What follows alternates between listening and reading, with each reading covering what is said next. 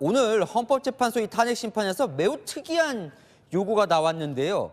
국회 측, 그러니까 탄핵을 해야 한다고 하는 쪽에서 내란죄를 이번 탄핵 심판에서 다루지 말자, 이런 요구를 했습니다. 왜 그런 거예요?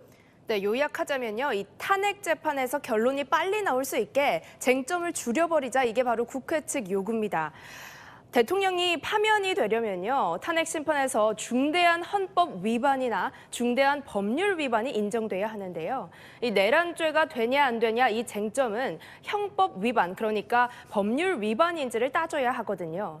그런데 이걸 쟁점에서 빼고 비상계엄이 헌법이 정한 선포 절차를 어겼는지만 입증해도 파면시킬 가능성이 충분하다는 겁니다. 비상계엄이 내란죄인지 따지려면 증인도 여러 명 불러서 신문을 해야 하는데요. 이런 과정은 최대한 건너뛰고 헌법이 규정한 국무회의 의결 절차를 제대로 거쳤는지 이 하나만 따져서 인정을 받아도 파면 결론을 얻을 수 있다는 계산입니다. 사실 민주당은 그동안 대통령을 내란 수괴 이렇게도 불렀잖아요. 그러면 국회 측은 이 내란죄는 포기하는 겁니까? 헌재 탄핵 심판에서만 빼자는 겁니다. 이 내란죄 부분은 이미 검찰이나 공수처 등에서 수사하고 있지 않냐, 이런 입장인 거거든요. 헌재에서는 탄핵 심판으로 헌법 위반만 따지고 내란죄 등은 검찰, 공수처, 경찰 수사 결과로 밝히면 된다는 겁니다. 만약에 헌재에서 이 국회 측의 요구를 받아들이면 탄핵 심판 결과는 빨리 나올 것 같은 거예요. 이게 과거 선례를 살펴보면요, 이 탄핵 심판에 속도가 붙을 걸로 보이기는 합니다.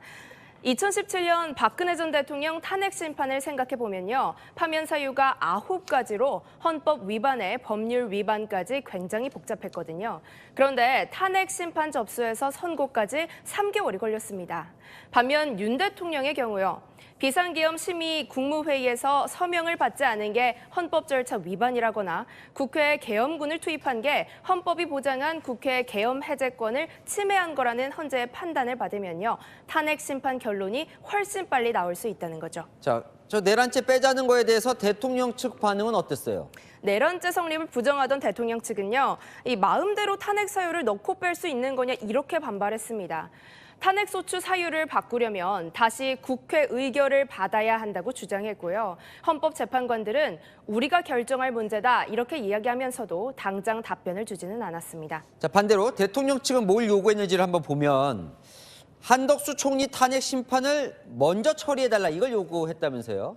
네, 결론부터 말씀드리자면요, 이 그제 새로 취임한 헌법재판관 2명 임명이 무효가 될 수 있는 길이 열리기 때문입니다. 무슨 말이냐면요, 지금 재판관 8명 중에 2명은 최상목 대통령 권한대행이 임명했잖아요. 그런데 그 전에 대통령 권한대행이었던 한 총리의 국회 탄핵이 국회 정족수를 제대로 채우지 못한 거라면 재판관 임명 권한은 한 총리에게 있었던 거였고, 대행의 대행, 최권한대행이 헌법재판관 임명은 무효가 된다는 거죠. 자,